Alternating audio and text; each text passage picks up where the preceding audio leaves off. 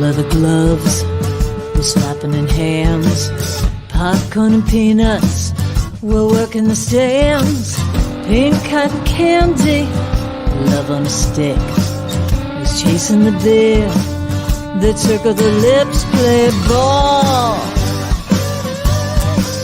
play ball. Roll up the bases and smack it right over the wall. Play ball. Play ball. Good evening, ladies and gentlemen. Welcome to Laughter Saves Lives. Live. Here on Strong Island Television, live in Paradise Studios in beautiful Massapequa, New York. Right by the Long Island Railroad Station. Chinese restaurant is gone, I just heard. The pizzeria, CBS. We are here, and we are brought to you by the law firm of Barasch and McGarry Lawyers for the 9/11 community. Tonight, my co-host is my little boy, John V., as in Vincent LaRocchia. Live. I am John Charles LaRocchia. My father is John LaRocchia. No middle name. It's a long story. Giovanni LaRocchia. He was born Giovanni, but he was called John in most places. He's called Mr. Excitement. And then my son has a son, and his name is Vincent. And he will be on the show in a few minutes telling us about his vacation and the stains on his shirt. Chocolate stains. He had ice cream. My friend yesterday did a show, DB Frick, 30 interviews in 30 minutes. And I was interview number 6, and I was sleeping. It's like speed dating. I missed it. You missed it? 30 interviews in 30 minutes, 29 people showed up. Stunad missed it. It's very nice of you. Yeah, I didn't know. I screwed up. I want to thank Mercer County, New Jersey for having me in their hazmat teams. I taught them a lot the other day, shared all my knowledge. So what? It lasts like 2 minutes? Then we had pizza. Oh. So it was 2 minutes. That makes sense. And then we had pizza. That makes sense. But no, they were great. I may be doing some other training there. I always enjoy training our first responders. We have some fun, we have some laughs, and we learn. Just like in the firehouse, same stuff. The Mets, meet the Mets, greet the Mets. Our Mets are in first place and playing wonderful. We're having fun with the Mets. I was at the game, Jacob deGrom game on Sunday. He sat in the heat. My son never sits in the heat. I won't ever do it, except for Jacob deGrom. I do it. We're going Friday. We are going on Friday. Who are we bringing? We're bringing my sisters, your daughters, Christina and Olivia. I'm going to the game with my 3 children. Open the wallet, big boy. You could open the wallet a little too for your sisters, maybe. Maybe, but I expect you to open the wallet first. Once you're out of cash, then maybe I'll help you. But you know Libby's going to lose interest in the second inning. No, Libby, pay attention. I don't know. She's nice. You think so? Yes. You know what? You recently went on vacation. Yes, I did. Then you could probably share a lot about that vacation, I would assume. Sure. So let's bring in your son and hear what he has to say. Let's bring in Vincent Frank Baccialutskungio LaRocchia. Oh, and a special guest. Somebody's not in Virginia. Lily in Virginia, the little girl. And there's Olivia in the background. Aunt Libby. Hey, guys. I'm just the babysitter tonight. Well, Olivia's watching the kids so he could be here because Trish went out to my eat. wife is out tonight. So Lillian can't speak, but No. Vincent says a lot usually. Yes, that's usually the case. Vincent Frank, you just recently went on vacation. Where did you go? Delaware. That's right. Delaware is correct? Bethany Beach, Delaware. I got you in Maryland. No. Oh, wait, Lily, she's waiting. Hi. And what was the best thing about Delaware? What is good about Delaware? Exciting, fun. The pool. Pool and We playground. stayed at an Airbnb that had, in a complex that had a great pool. So you drove all that way just for a pool. Was there much. anything else? Could you stop shoving things in your mouth? No, that's how we're getting them to stay focused here. We went to the beach, right, Goose? Went to the beach. No, that's how we're getting them. We played a lot of Mario Kart in our condo. Oh, that's fun for vacation. Yeah, me and my wife and Vincent, and Vincent lost every time, right, Vincent? Just kidding, but it's true. What is he eating? Why is he Crackers. eating when I don't know. Crackers. You're supposed to have him prepared for the interview when he's eating? Oh, and I Lillian. know this one's supposed to be in bed. I'm going to the greatest baby. Kicked his ass. Vincent, give us one more good thing about Delaware. What was one more good thing about vacation, bud? Great. We listened to music in the car. Oh, he pointed to his sister. Oh. Did Daddy buy you Because they anything? stayed in the same room. Did Daddy buy you Oh, he said anything? he slept. They shared a room. She had his crib and he had his bed in the room. I'm supposed to be asking him. But he's just said that. You didn't hear it because you slept. All right. All right. All right. Well, there you go. Go to bed. Fantastic. All right, great interview. All right. Love you guys. Lillian, I've been saying bye, Lillian. Oh boy. Those are my kiddos. Listen, the great kiddos.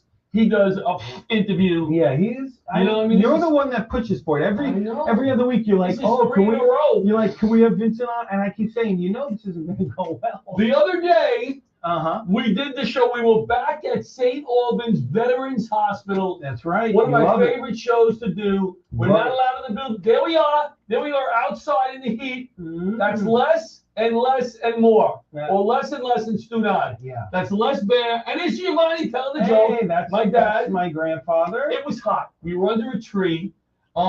But the guys were happy to see us again, the guys and gals. There's a few of them as they were coming out. We had about 10 out there, and they were streaming into the rooms. But Why don't you? But can you just do me a favor? yeah, Can you elaborate to the audience yes. why you love doing those shows so much? Because by the way, you have a tendency when you host this show to just jump from topic to topic. That's so my fast. motto. That's So my motto. just elaborate, maybe give a little context to the It's a veterans crowd. hospital. It's a veterans hospital. Right. They don't get out of the hospital a lot of these guys. Some of them don't have families. right. And we come in, we do a comedy show, and we can get them to laugh a little bit, but it's more than the laughter. It's us being there. It's before and after the show, us chatting with them, us Mhm. kidding around with them. They And love it. You wanted to. Before the show, we were talking Yeah. about the people that work there, and I know you wanted to Yeah, give them we a shout out. got our big show coming up October 26th. I don't know if Bobby has that flyer available. We'll get it up at one point. It's October 26th at Governor's Comedy Club, and with a few wonderful organizations. We have General Needs that takes care of veterans, needy and homeless veterans with general stuff, shirts, shoes. We have Heather Pendergast Fund, who assists Long Island volunteer firefighters with sick children and high medical bills. Is this But it? St. Albans Veterans Hospital, Les Better was there with us. We're going to bring Les in. In fact, he's in the waiting room there. Les, come on in. Hello, can you hear me? Yeah, we can hear you. Can you hear me? So Les, this is your first time that you came to the Veterans Hospital with us, correct? Correct. And share your experience about the other day. I mean, it's not the best show for a comic, audience. It's, I got to tell you, I didn't know what to expect. And it was very heartwarming. I've never done a show like this. Usually I do the shows at Governor's, Brokerage. And to see these people who have done service for the country come out disabled and get out in the heat that was 95, 100 degrees and enjoying themselves, laughing, and just having a good time. It was very heartwarming for me. And First time I've ever done that. You know what I love about this? We've all done shows in front of, a few hundred people, great audiences, great sound systems. You and Les, we had two Les's on the show. Leslie, you performed in front of those guys as if you were in front of 300 people in a comedy club. You did your stuff for them. Whether they laughed or not, whether there was one guy was sleeping, one guy had a little problem, kept yelling out. We just rolled with it. We did the best we could, and I It was great. down. It was great. It was great. The one fellow sitting on the right, he was laughing at everything, and it was just really good. And Yeah. you kind of feel you kind of feel a little funny. Yeah, no matter whether it was funny or not, right? He was laughing. You're like, oh, my stuff is working. And you're like, oh, wait a second, he's laughing at everything. Right. But, it was a nice morning, 10:30 in the morning on a Monday. These guys came out in the heat, Les Bear, Les Deegan, to entertain these guys. I can't thank you enough. It was a pleasure to do it. Anytime you need me, I'll be happy to do it. Thank you, Les. I appreciate you taking the time to come on tonight, and we'll Hey, talk. Did I hear you say something about Denny's closing? No, Danny. Oh. Before you go, where can people find you? In my basement right now. No, I'm waiting to hear from governors about being at governors, but right now, actually this Saturday night, I'll be doing a show in Northport. I don't know exactly where, but I'll drive to Northport. I'll see my picture somewhere. All right, Les, thanks so much. Thank you, John. It was a pleasure. All right, be well. Great night. That was Les Bear. He plays the banjo, but What was that? What did you what do you think about me fixing things around the house, Sonny boy? It doesn't. Did I go fix the heater Did I fix the heater this winter when I closed the pool? No. Didn't I? What happened? Right? You Saved a few bucks. I'm gonna do it myself. No, you mean The heater. you fixed the heater yourself? What? The heater froze. Remember, I closed it up. I didn't blow it out. Right. So it froze. It froze. So I destroyed the heater. Right. Had to buy a new heater. Correct. Now I made a comeback the other day. Did I not? My filter went. Peace. I'm yawning, and I'm see you're talking. I'm yawning. I can't. I'm sorry. I had a long day at work today, and I don't mean to yawn in the middle of your show, but I gotta tell you, the co-host is yawning. That says something. At my stories. Let me make a long story longer. Now let me make a long story short. My filter, a piece broke, and I called my pool guy. He wanted $250 just to come over to the house, right? I brought it to the pool store, and they fixed it for $7.44. It was just a little clamp. He thinks he fixed it. Let's see what happens in a couple of days when it inevitably breaks again. But we'll see. What do you want for Saturday? My sisters are coming over. I'm cooking. I'm barbecuing. Mm-hmm. I don't want to barbecue. I'm going to make some sausage and peppers. Well, that's I mean, I'm not barbecuing. Oh, you're not going to barbecue? No. Okay. Anything else you would like before we go to break? A more entertaining host for the show. We'll be back after this break. You mean Jennifer for food? Baxley. Yes, you're not getting it now. Jennifer Baxley. We'll be back.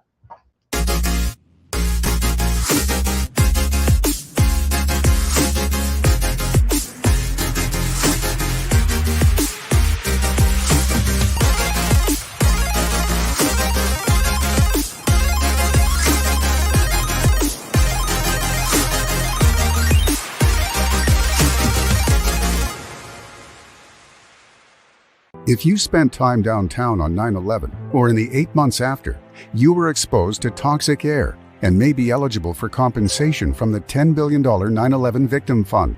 But most people who qualify still haven't claimed what they're entitled to. I worked downtown. I didn't die. I was an office worker. I felt like there were others who deserved the money more than I did. A major reason people haven't claimed the money they're due is guilt. They feel guilty claiming funds when others died or were first responders. I heard there were 9/11 funds, but because I wasn't a first responder, I did not apply. You do not have to be a first responder to qualify. This fund was created for everyone who worked, lived, or attended school south of Canal Street, who may have experienced or have experienced respiratory illness or any of the 68 cancers linked to the toxins. Even if you have a family history of cancer, there is a presumption linking most cancers to the toxins. I thought it was too late to make a claim. My spouse worked downtown at a bank and died of cancer. Honestly, I just haven't felt up to it. The government's $10 billion Victim Fund and Health Program have been permanently extended. You just need to have been below Canal Street on 9/11 or at any time in the following 8 months. To see if you qualify, call or go to 911fund.com to speak to a representative of Barasch and McGarry, lawyers for the 9/11 community. There are many reasons people who are eligible for compensation are not stepping up to claim it. To those who are holding back, I would say just take the first step. Ask for help. Make the call. It's not too late.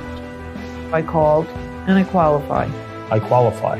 I qualify. Millions of dollars remain unclaimed. You do not have to be seriously ill to qualify.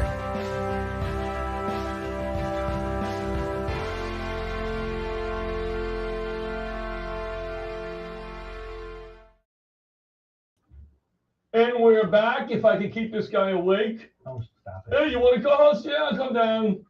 I'm really tired. I mean, look, sometimes yawns happen. I'm sorry about that. But, it's not like, you got to keep me engaged here. Holy mackerel. No, you have to keep me engaged. No, but I mean, as like, the co-host. You have to keep me on my game. That's why you're here. I can't do this myself. Ed McMahon had to keep Johnny Carson engaged. Am I Johnny Carson? No, No, you're not. I know. I know. I regretted it the second I said it. Let's bring in our first guest. Yeah. I'm very excited to have a very interesting guest. She's a flight nurse now and a helicopter rescue specialist. Wow, that sounds badass. Travis County Star Flight in Austin, Texas. Let's bring in Jennifer Baxley. Jennifer, I'm pronouncing your name correctly. Baxley, right? Baxley, yes. These are the things you do in prep. You call your guest, and we didn't speak at all before this. I always did I say her name correctly? I did. Now, my first question is, you're a flight nurse, but you also rescue helicopters? Stop, John. Stop. You do not. Oh I'm sorry, Jennifer. That's embarrassing. I mean, it's embarrassing. It's just embarrassing. Jennifer, how many podcasts and shows have you been on? I've been on a handful at this point. I would say 5 in total. So I have one more pending release, and then being on the show with you guys. And then there's been a few where I've done in the past, just talking about flight nursing and how you get this type of job, what it takes. And then also just talking about experiences with flight nursing that I've had. Not like this mess. You mean real interviews. Hard-hitting questions. But this is the fun kind where I get to laugh and have fun and it's chill. So then we hope. We hope. My first question I think is pretty obvious. What's that? What is your favorite movie? No, just kidding. Before you get into that, no. So tell us a little bit about this career and what it entails and what exactly it is. You work on helicopters. I think she'd be the one that can answer. I'm just saying, you work on. That's so cool. I know. That's why I said it was badass. Was that something that you wanted to do? Okay, she could have gotten there. All right. Oh my God! I have my son on. This is what just one at a time. Go, Jennifer. One at a time. Go ahead, Jennifer. All right. So tell us about. Growing up, your teachers tell you to quit staring out the window. Well, I'm just going to say I have the best office view now. I bet. It's pretty great. Yeah. It's pretty spectacular. Yeah. I always knew I wanted to be a nurse, actually, because of my grandma. So I was very blessed in that in 8th grade, I figured that out and started pursuing that. While I was in nursing school, then I realized when a patient came in that emergency medicine was my passion. And I just really loved the rewarding feeling you get after helping somebody. So the helicopter crew came in and showed me the helicopter. I don't know who that flight nurse was, but I was very thankful for her kind of taking me under her wing because she put the spark in me. And then ever since then, I had just chased this dream of being a flight nurse. So I did all the steps that I needed to, worked med surg, worked ER, ICU, CVICU, got my EMT, worked on a ground truck doing 911, did critical care transport, and then I went to the flight world and started with a pretty large company known throughout the U.S., MedTrans under the umbrella system. And from there, I had 5 years of experience and then came to Starflight to fly. And I came to Starflight because we are a multi-mission program. So instead of just doing inter-facilities and scene calls, we actually get to do rescue, including hoisting, swift water, fire assist. Do you train like a firefighter, so to speak? Like you're not only doing the medical end of it, you're actually maybe going into the cave, going into the confined space? So we won't particularly put ourselves in those situations. But when it comes to hoisting into tight areas, somebody's hiking on a trail and we need to get inserted in this tiny little opening of trees, then we'll do that. We'll hoist down and we'll kind of take our bags and our packs and hike to wherever the patient is, take care of them, and then get them packaged up and hoist through an entrance or an exit. Cool. That's like, Yeah. You're cool. Yeah. You're cool. So thank you. I wanted to know, do they, this I'm assuming is considered a very specialty type thing. So how many of these positions generally, I mean, are there a lot more than people realize, like us, or is this, you need to like really get accepted into it, almost like a specialty military unit or something like that? Is it similar in that regard, that they're not just taking anybody that applies? Yeah, I would say this is more of a specialty area. There are a lot of medevacs around in the nation, but somebody who does all of the mission profiles that we do with fire and law assist and rescue, in addition, there's very few programs that do what we do in the civilian world in the United States. And there's very little females that do this job. That was my next question. So I was going to ask that how many women would you say percentage-wise do this particular job? I don't know, to be totally honest, and I don't want to lie to you, but what I have heard before is that we need an essay, 3-page essay, please, double space. No, but all right. So in your let me do the research. Yeah. I've heard that it's less than 15 females in the nation that do what we do. Wow. See, you should be wearing a cape. That makes you super cool. Really? Yeah. Cool. So then what would you say is you said you have. Can I ask you? You're bad at it. So just let me do it.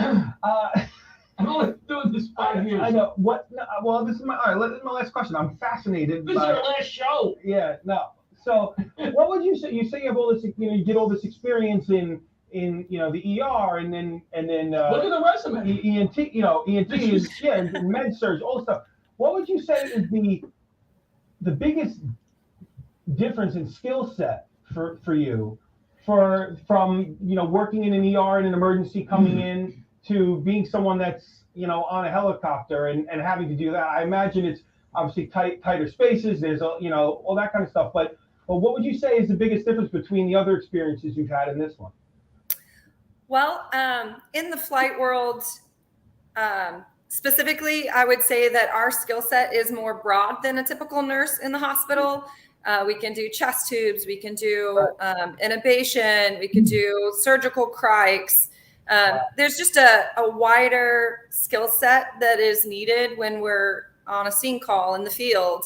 There's paramedics out there that are more high speed and do these skills. But as far as a nurse goes, we're so used to doctors telling us what to do, and we don't actually get to do all of those advanced skills in the hospital setting. So that's a different thing that I seek out in this program. And then just the autonomy that we get. So we have a med control that we could call for guidance if we needed, but we work off of protocols, and then we just go based on our knowledge and what we feel like is best for the patient in that time and following our protocols. So I really like that aspect of it. But then when you add in the rescue piece to it, our skill set is even more broadened. And I would say that the mindset kind of changes from regular hospital nursing to more of a critical environmental situation. So we've got to consider, our safety as well. Right. All right. I'm gonna. Have you ever been to a comedy club? I have. Yes. Yeah. This is a stock thing that a comic says when two people in the audience are talking loud. Have you ever heard this line? You ready? So say you're in a club and you're talking pretty loud, and the comic will look at you and say, "Where did you learn how to whisper? In a helicopter?" That's a stock joke. So you understand that because there is no whispering in a helicopter. It's got to be really noisy in there, I would assume.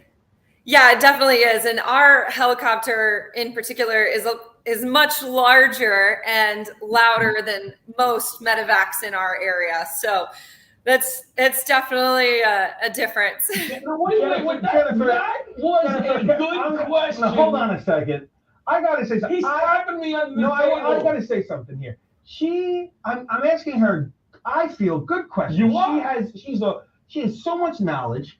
She does. So fascinating. What she saves lives. Which is what she, fascinating what she does. Fascinating. There are probably people watching this that have never even known anyone that's done this. We'll have her back. You get mad at me that I ask, I'm asking too many questions, and you hit her with, have you ever been to a comedy club? You know what's funny? You know what's funny when they say you're too loud in a helicopter? Oh my gosh! I think she enjoyed the poor question. girl. She laughed. Jennifer, what is your average run? Like, how long does it take in the helicopter to get from place A to place B? You only stay in Austin? You're only in Austin? No, I've flown actually in South Carolina, North Carolina, and then Texas. No, but I mean now with this job. Oh, yes, only in Texas. So my average flight time here, I would say, is 15 to 20 minutes. Sometimes even shorter than that if we're close in town. If it's a rescue, it can be a 3 to 6 minute flight from the time we pull the patient up to the helicopter. So are there areas that a truck, an ambulance is hard to get to, where it may take them, I don't know, a half hour, an hour to get to the hospital? And would they call you at that point? Is that when they would call you? Absolutely. So we have different regulations that our dispatch look for as to why they can dispatch us. And one of them is a long response time by ambulance. And so sometimes we can get there quicker than the ambulance and just get an LZ by fire and go ahead and start providing care for that patient. What was that? What did you say? Get what? LZ? LZ. Or LZ, landing zone, sorry. Oh, all right. I knew what that meant for our viewers. I'll be honest, I didn't know, but I wanted to act like I did because it sounded cool. I didn't hear her say LZ. I know what LZ is. No, you didn't. No, I did. No, you didn't. Have you ever been to a comedy show? I did tell my coworkers a joke last night. It was a dad joke. It was a total dad joke. Is a total dad joke? Well, let's hear it. It was a dad joke. Okay. Let's see if I can spit this out nice. It was the creator of Umbrella almost named it Brella, but he hesitated. I like that. Vincent, or my father. I'll give that to my father. Yeah, that's great. I like it. My father. All right. So, hey, they were laughing at 3 a.m. when we're slap happy and tired. Yeah. That's a 3 a.m. joke. Yes. That's a 3 a.m. joke. All right. So I looked at your whole resume. I would assume that some of these jobs in there were like a side job, or you were doing them at the same time. Yes. Right. Yeah. So how many hours do you work now with this job? Is this like a normal 40-hour work week? That's correct. This is a normal 40-hour work week. So we will do anywhere between 3 and 4 12-hour shifts a week. Wow. Okay. And then do you still do some nursing on the side? I don't. This is my primary job. I just do medical transport now. Awesome. I left bedside nursing a couple of years ago. I did a little bit in the Virgin Islands. I picked up some contract work in the Virgin Islands and then stepped away from bedside for a while to do this. In Hawaii. Weren't you in Hawaii also? I was. That was a blink of an eye. Oh, was it? With the helicopter. You just flew with the helicopter. Yeah. Yeah, that was a jet. It was a jet, but it was a really short-lived job. With the kind of nursing that you do, you mentioned you used to do bedside nursing, which you get more of a relationship with the patient, obviously, than what you do. Do you miss that? I do. And then there's certain things that I feel like I don't get to experience as often anymore. And so you sometimes get out of touch with the interaction that you get from the staff, or just even managing multiple patients at one time. So that side of things I wish that I still had, but on the flip side, most of our patients, I would say, are critical care. I mean, that's why they're flying with us, which is what I really enjoy doing. And so the one-on-one care is just very specialized, and I enjoy that. I'm assuming the adrenaline is pumping with every. We got 1 minute. I know. Well, but the adrenaline's pumping with like every situation you're in, right? So do you find yourself as like an adrenaline junkie? Do you like that? Like, is that like something You have to be. like are you know do you like, is that something that you would consider yourself? Definitely am. I just did a skydive not too long ago. I have another one planned. Wow. I would love to swim with sharks or cage Yes, dive with sharks. The answer to the question is absolutely yes. I just walked on the beach this morning and got my feet wet. Sure. All right, we have a guest from Australia up next. If you want to hang out and watch her, very, very interesting young lady. We appreciate you coming on, yes. Jennifer. Thank you, and thank you for all you do. Thank you. And I would love to bring you back and hear a few stories. Yeah. You know, I know you can't, but that would be pretty cool. And maybe one more joke. Yeah. One more joke. Yeah, I'll prepare for that one. All right. Jennifer, see you later, Jennifer. What a guest. Thank you. Thank you. Yeah, fantastic. Wow. I think we'll go right to Lauren, Bobby. Lauren Yates. She is a journalist, I would say, from Australia. Has a great show, great podcast, Rave It Up, which I was on. Let's bring in Lauren Yates. Without further ado. Hi, guys. I don't know what that means. So, Thank Lauren, you for having me on. Oh my God, are you kidding? You're so professional. And she was like, "Where's the link this afternoon? What are you doing? Did you take notes? Did you read the email, you idiot?" And I'm like, "Did you take notes? She's professional." I know she's professional. Oh, okay. I said, "Could you send me a bio?" Did you not read the last email? I was cracking up. I'm like, I didn't. I really didn't. So thank you for having patience with us. No, that's okay. It's a bit hard with all, the time difference, because I was like going to bed and I was like, I still haven't received the link for tomorrow morning. But anyway. No, I'm sorry. So what time is it over there right now? Let me get. I think it's 8:35. What time is it over? No, it's 10:35 in the morning. 10:35 in the morning. The next day. We're in the future. We're talking in the future, right? 10:35. So Australia, you just give us one or two things before we get into your specific what you do. What is different about Australian people than, because you interview a lot of Americans? Yes. Right? Including myself. She had a gap in her schedule that week. And she wanted a loud New Yorker? No, she just wanted a guest. Somebody got sick 30 seconds before, so I was... What is the main difference between Australians and Americans? Because I find Australians very friendly. Oh, yeah, for sure. Thank you. We're very glad that you think that. Well, I think a big difference is always the accents. Like, obviously, us Australians, we don't think we have an accent, and you Americans don't think you do either. So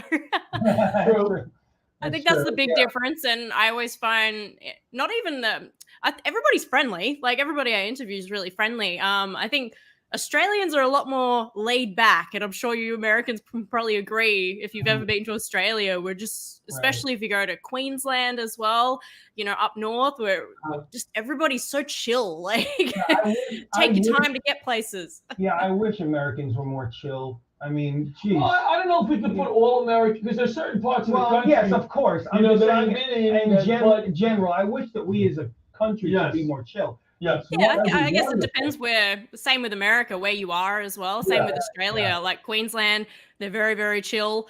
You'll even find it on the roads. People just like don't even have a rush to get anywhere. Where I'm in Sydney, and if you're in the city, it's hustle and bustle, and everybody's got places to be. Yeah. So now you started doing interviews at like 11 years old. 16. 16. Okay. So why? Why did you want to do that? Well, I always loved celebrities and entertainment. And actually my dream was to work for E! News in LA. But I thought, why work for E! News when I could be my own E! News? So, And luckily, you know, both my parents have been entrepreneurs since I was probably born. So I grew up around the mentality that, you know, you might as well love what you do. Those normal 9-to-5 jobs will always be there. So go and chase your dreams. And back then, believe it or not, I was the shyest person you would ever meet. There's no way I'd be doing a live show right now. So when I kind of got out of my shell a little bit more and cared a little bit less about what people think of me, I decided to go out there, and I started the Rave It Up website started off as like a little bit of a just celebrity blog. And then I did my once I met Justin Bieber. That was my very first big celebrity. Yeah. I didn't get to interview him. I wish, like, hopefully in the future, that's the goal. But I was 1 out of 10 girls to have a meet and greet with him. And it just changed my life. I was like, this is the way to do it. Be, you know, 1 of 10 girls to meet him instead of lining up for hours to try and meet a celebrity. Lauren, didn't you start a Justin Bieber, I don't know, fan club or whatever? Fan site, yes. Yeah. All right. Yes, I did. That was before Rave It Up, I guess, was born.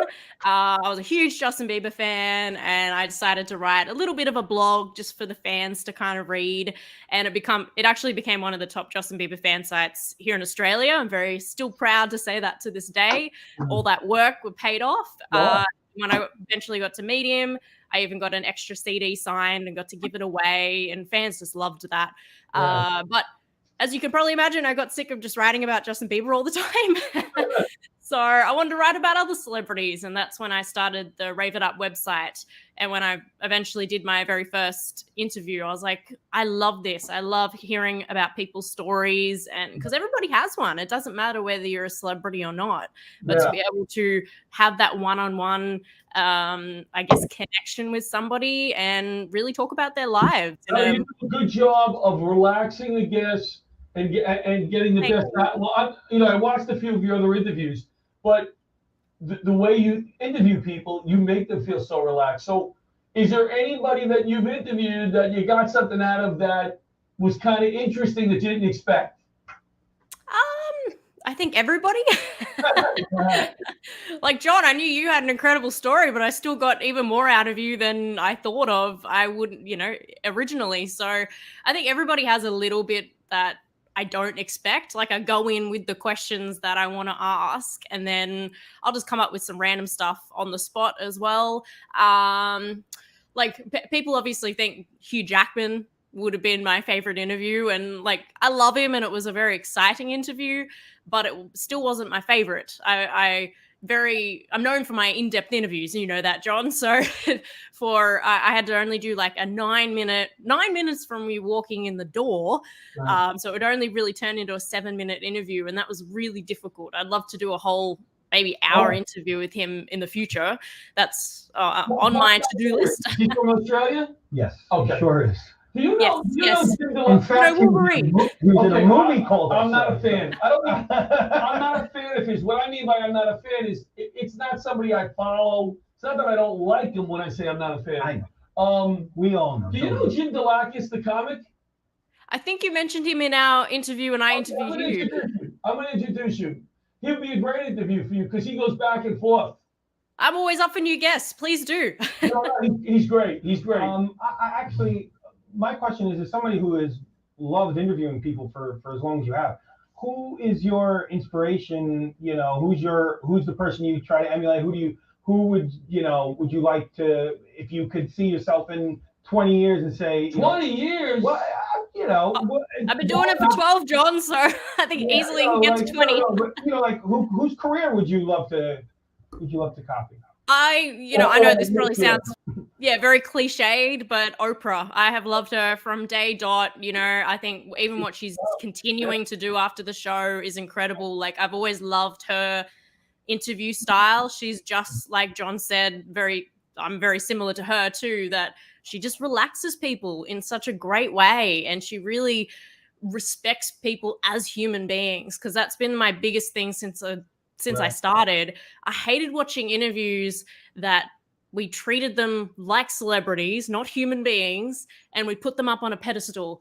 And that's just, I've actually become friends with a lot of celebrities and they actually hate that. And the reason that they love coming on my show is because they can just relax. They know that there's no like agenda of mine to try and get this big scoop out of them or whatever the other people do. Right. I'm just there to chat to them like they're, you know, like I'm your best friend. Right. Yeah, Well, and that's the way I felt. Well, Hold on one second. Can we Wait, just hold not, what? Two guys fighting over me. Oh. Did you walk her in the waiting room? No. All right, Rich Walker's You so here's what I'm going to. I'm going to put you on the spot. Oh. Okay. Okay. When you saw us doing that wonderful interview with Jennifer, and you were getting nauseous because we were so bad, but was there a question? Speak for yourself. Was there a question that you would say you wanted to ask her? Good question. Like I only tuned in for the last few minutes there, so I was kind of figuring out what you were talking about. Right. She's a flight nurse, works on a helicopter. She's an interest. But I thought since Rich is still not in the waiting room, our final comic guest, that I could bring Jennifer back on and you could ask her a question. Okay. Talk about. What do you think? I know. Talk about really putting me on the spot there. You don't have to. You don't have to. If you think of a question, Jennifer's still there very nicely. So. Well, I guess maybe we should tell her because, you know, since Oprah's her inspiration. I want to ask you about kangaroos. No. Since you want to talk about kangaroos, okay? She does. We look under your seat. There is a car. No, no. I don't know. You in a car. You in a car. The notion about the kangaroos. Jim Delakis does such a funny joke about. They're everywhere. They're in the bank. They're tellers, and he's imitating them as tellers, and very, very funny. But realistically, what's the deal? What does that even mean? Well, unless you actually go to a zoo or in the outback of Australia, I have never seen one outside of a zoo. What are you no, I did. Sorry. I'm asking her. Oh my God. So we don't just see them in the banks, or Right. you know, our funny one that we always hear people say is that we ride them to school. We do not. They're not like a mode of transport. They can actually be, if you watch some videos on the internet, they can actually be very dangerous. You know, they always say to avoid them if you can, especially the big ones and like the big mamas. Like they'll protect their babies. Right. All right, here's what we're going to do. I have to ask her one more question. We're going to go to a break. Wait, no. I got to ask her one more question. And then you promised I would be able to ask my question. We'll be back. Go ahead. Okay. So, so as a father of two little kids, my wife and I. You missed. Yes, you missed. They were on. My wife and I think that a lot of parents here in the U.S. are addicted to Bluey, which is an Australian cartoon. And I want to know, do you know over in Australia, is it as big there as it is here? It is, yeah. It's huge with the kids. It's so funny. It is so original and clever. I know I sound like such a nerdy parent now, but it's fascinating to me because I didn't know if that was one of those, transplants from where America got it and then made it a thing that it's, but it is as big. So that's good to know. Makes me happy. All right. So here's what we're going to do. I see Richie's in there now. So we're going to, Lauren, just hang out. Would you mind hanging out? Yeah, I'll hang out. Because Rich might be funny. He's right? driving. We could have some fun here and you might be able to get a laugh or two. Jennifer is still there, so thank you, Jennifer, for hanging out. We will go to a break and bring Richard. All right. Sounds good. Thanks so much.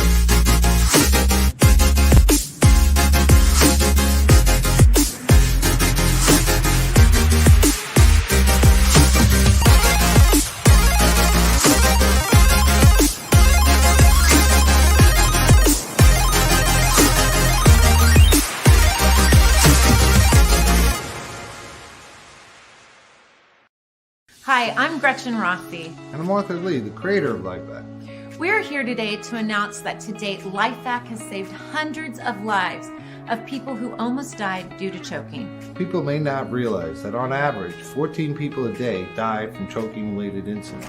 Every 5 days, one of those lives is a child. That's why I created LifeVac. And as a new mom, and from housewife to housewife, I felt compelled to share with you the discovery of this life-saving device. LifeVac is a simple-to-use airway clearance device. Just place, push, and pull to save a life. And it costs less than it would take to fill up your car with a tank of gas. Imagine being able to save a life for less than $70. To learn more, please visit lifevac.net. That's LIFEVAC.net. Please don't allow one of your loved ones to become the victim of a choking accident. And we're back. Let's bring in Rich Walker. Hey guys, We miss you, buddy. what's up? We miss you. I missed you. I can't wait to be back, but you shut me out tonight. Look at this. This is what I had to deal with tonight. What's that? Don't you have something better to do than when you're not hosting the show? You need to still be on the show. I have a desire to be there. It's like my calling. Rich, you just came back from Disney, Yes. and you're a comic, so I thought maybe you had some funny stuff about Disney. Well, you know what it is, John? This trip, I went with my family. It was nothing but screaming, fighting, and the whole time we yelling at each other. It's not like the first time. Remember the first time you went to Disney? I was 23 years old. I had a beautiful blonde girlfriend with big blue eyes. I actually remember us walking down Main Street. We were skipping and holding hands. We're singing zippity doo da zippity yay. And like Mr. Bluebird on my shoulder. It was so much fun. But now with the kids, like I'm yelling at them the whole time, like, get over here now. Get over here now. I'll make this pilot turn this plane around. You know? But it's now you see everything wrong with the park. That's my only problem, John and John. Yes. You know, you see cracks in the wall. You see the mesh in Mickey's eyes with the pissed off employee inside the costume. You know, go back to whatever you were doing before that. You know, but, Disney. It's a lot of fun. It was very crowded. Very crowded. Yeah. Did you see any mosquitoes? We saw a lot of mosquitoes. There's a especially thing there. around the lake. What? They say that at Disney they have a system to keep mosquitoes away. But not in Universal. Universal needs to learn about it around that lake. Yeah. Because they have a system because they want to make it so that people want to keep coming back. There's some sort of I don't know if it's I remember like vibrations or something to keep them away. I don't know. Really? That's amazing. I don't know if that's true. It could be completely false. That's what I'm asking. I had the worst question of the night until he asked that. No, that's not true. I asked Jennifer a terrible question, Lauren a terrible question, and then he just asked you a worse question. Yeah, but here's the difference. Horrible question. Here's the difference. But he's interested in mosquitoes. This is what's holding him back from Disney.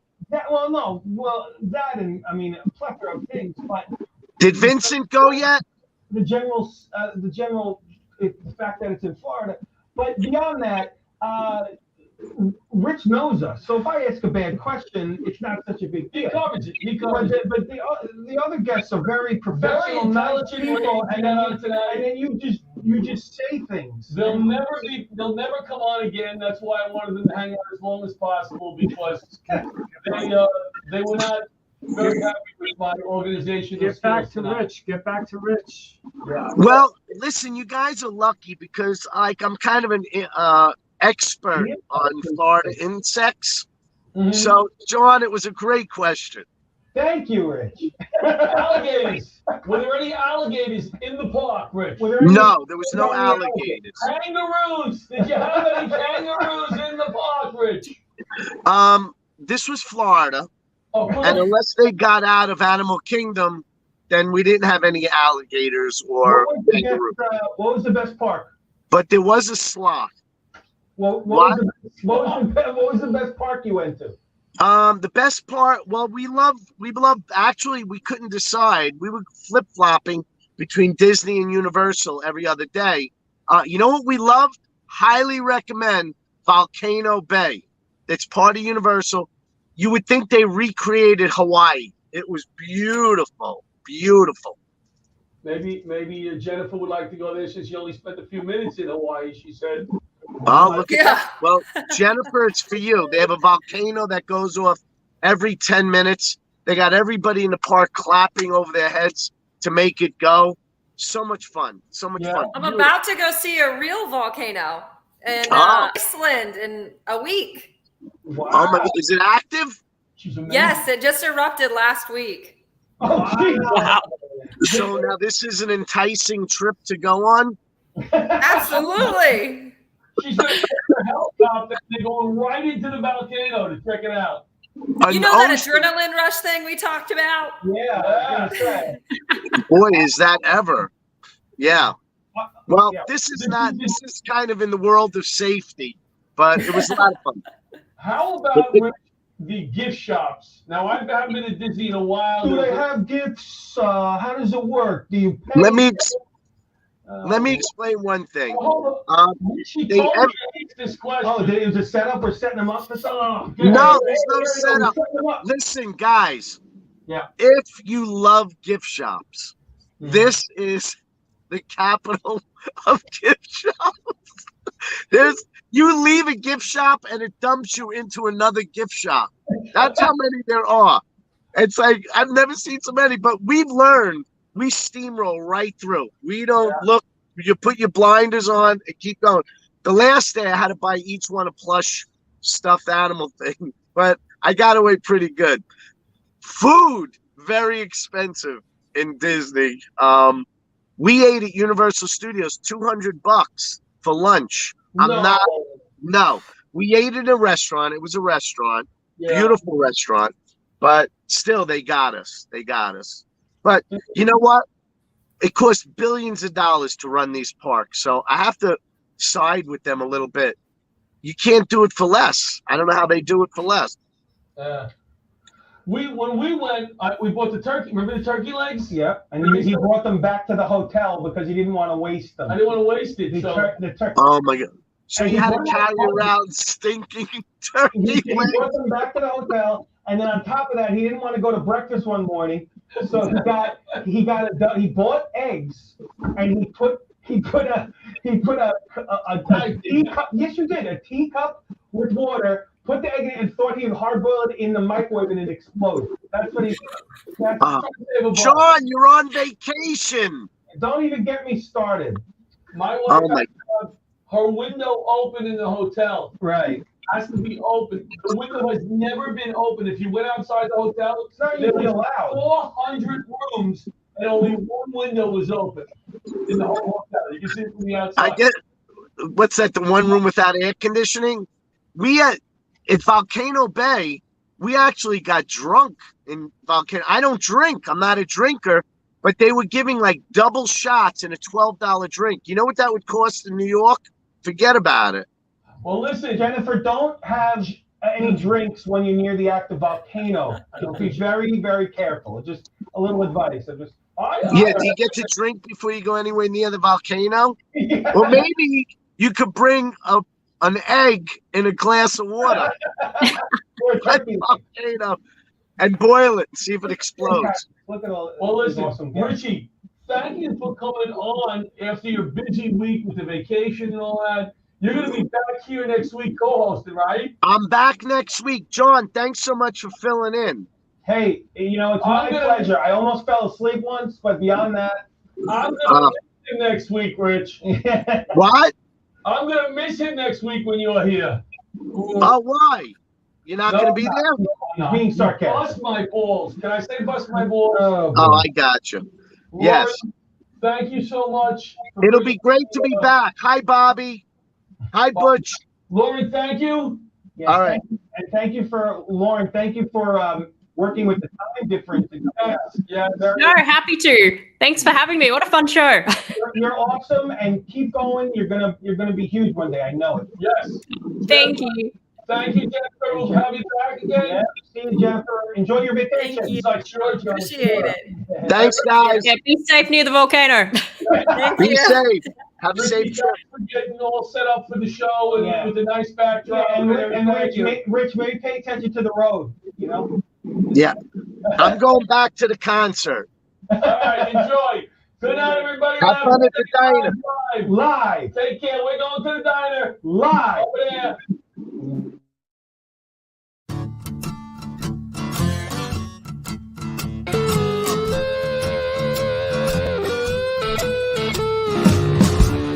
leather gloves, we're slapping in hams, popcorn and peanuts, we're working the stands, pink cotton candy, love on a stick, was chasing the beer, that circle the lips, play ball, play ball. Load up the bases and smack it right over the wall. Play ball. Play ball.